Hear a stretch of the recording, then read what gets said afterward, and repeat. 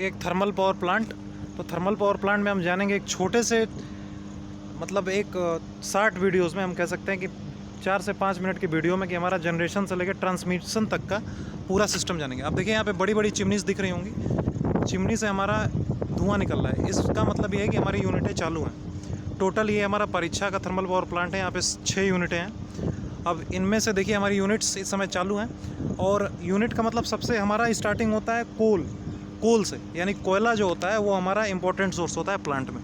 तो कोयला इस साइड आप देख रहे होंगे, जिधर मैं फिंगरिंग कर रहा हूँ इधर दिख नहीं रहा है मैं क्योंकि इस समय हम लोग स्विच यार्ड में मौजूद हैं। तो कोयला जो हमारा कोल होता है वो हमारा 50% तक एरिया जो थर्मल पावर प्लांट का है उसको ऑक्यूपाई करता है। ट्रेन से जब कोयला आता है उसको हम क्या करते हैं, मैग्नेटिक सेपरेटर से उसको अलग करके उसमें से हम जो भी उसका मेटल वगैरह है, स्टोन वगैरह, उसको हम बाहर कर लेते हैं। जो हमारा फिर कोयला होता है कन्वेयर बेल्ट से हम उसको किस में भेजते हैं, हॉपर में, मिल में पीसने के लिए भेजते हैं। तो ये जो चिमनी आपको दिख रही है इसी के जस्ट साइड में नीचे बगल में आपका वो लगा हुआ है मिल, जिसमें कि कोयला पीसा जाता है। यहाँ पर देखिए छोटी छोटी आपको भाप टाइप की निकलती हुई दिख रही होगी। हाँ देखिए यहाँ पे स्टीम बिल्कुल मेरे हाथ के सामने, ये हमारा बॉयलर है।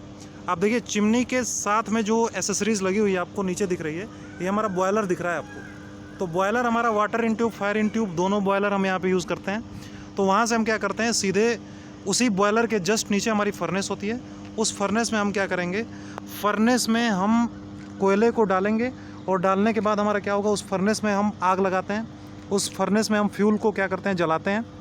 उसी के ऊपर हमारा बॉयलर क्या होता है, टिका होता है। उस बॉयलर में हम पानी डालते हैं। पानी हम कहाँ से लाते हैं, जब भी पावर प्लांट हम इस्टेब्लिश करते हैं वो हमारा थर्मल पावर प्लांट के जो हमारी नदी वगैरह होती हैं, रिवर, उसी के आसपास हम इसको क्या करते हैं, इस्टेब्लिश करते हैं। और इस्टेब्लिश करने के साथ हम ये अपने माइंड में रखते हैं कि हमारा नदी के आसपास पानी का सोर्स हो। दूसरी चीज़ हमारी कन्वीनियंस भी हमारी यहाँ पे अवेलेबल हो। तो कन्वीनियंस हमारी कैसे आती हैं, जो भी हमारे कोयला वगैरह हैं, ट्रेन का ट्रैक्स अवेलेबल हो। अब हमारा पानी वहाँ से आता है रा वाटर। रा वाटर इस साइड आप देख रहे होंगे, पीछे के साइड हमारा है रा वाटर।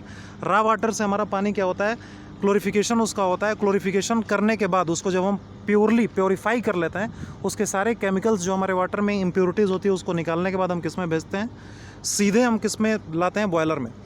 तो बॉयलर में लाने के बाद हम क्या करते हैं, बॉयलर में पानी को हम गर्म करते हैं। देखिए ये पूरी क्लोज लूप होती है, PVTS डायग्राम होता है, आपको पता है।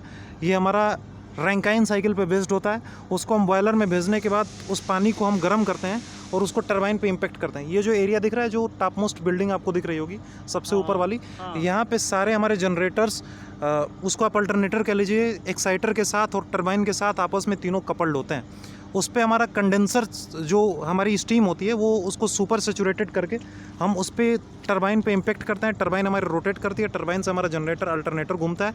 अल्टरनेटर से हमारा उसके बाद क्या घूमता है, अल्टरनेटर घूमने से हमारा फिर क्या होता है, आपको पता है कि अल्टरनेटर का काम, जनरेटर का काम है, मैकेनिकल इनपुट में दिया, इलेक्ट्रिकल आउटपुट में मिलेगा। आप देखिए यहाँ पे ट्रांसफार्मर्स आपको दिख रहे होंगे सारे यूनिट्स के। तो ट्रांसफार्मर क्या करता है, उसको ट्रांसफार्मर 11 kV जो जनरेट हुआ होता है जनरेटर का, उसको स्टेप अप कर देता है वहीं पे, यानी 11 से 132 पर प्राइमरी उसको क्या कर दिया, स्टेप अप कर दिया। अब हमारा काम क्या होता है, स्टीम हमारी कंडेंस होने के लिए जाती है कंडेंसर में। जब वो ठंडा पानी से मिलती है तो अपने वास्तविक रूप यानी फिर पानी में कन्वर्ट हो जाती है। कंडेंसर में जो पानी आता है वो हमारा कूलिंग टावर से आता है, और फिर वो पानी जो गर्म होता है कंडेंसर का, वो कूलिंग टावर में वापस भेज दिया जाता है ठंडा होने के लिए। कूलिंग टावर का प्रोसेस ये है कि पानी ऊपर से गिराते हैं, नीचे हमारा ठंडा होता रहता है। एयर जो हमारी इन्वायरमेंट होती है उसी के एयर से, अलग से हम कोई एसेसरीज नहीं लगाते हैं कूलिंग के लिए। अब यहाँ पर हम बात करेंगे, यहाँ पर देखिए 132 kV वहाँ पे स्टेप अप किया।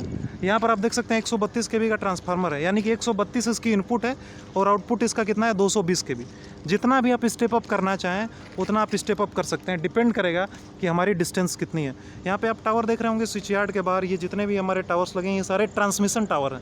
ये जो टावर आपको दिख रहा है ये 220 kV का है, ये भी 220 kV का है। हम देखिए टावर को देख के बता सकते हैं कि वो 132 का है कि 220 kV का है। तो ये, और आगे उधर जो टावर्स आपको दिख रहे होंगे, मैं इधर थोड़ा आगे दिखाता हूँ, ये वाला टावर मैं जूम करके दिखाऊँ, ये 400 kV का टावर है। वो जो इधर जो आपको दूर ये वाला टावर दिख रहा है, ये वाला, ये बड़ा सा ये वाला टावर, ये 400 kV का।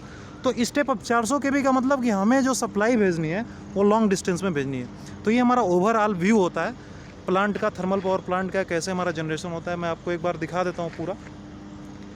तो अगर आपको वीडियो अच्छी लगी तो लाइक, शेयर एंड सब्सक्राइब जरूर करिएगा। 60 में मैंने आपको बोला था कि 5 मिनट में पूरा सिस्टम बताऊंगा, और मैंने 5 मिनट में पूरा सिस्टम कंप्लीट किया। Thank you so much for watching my video.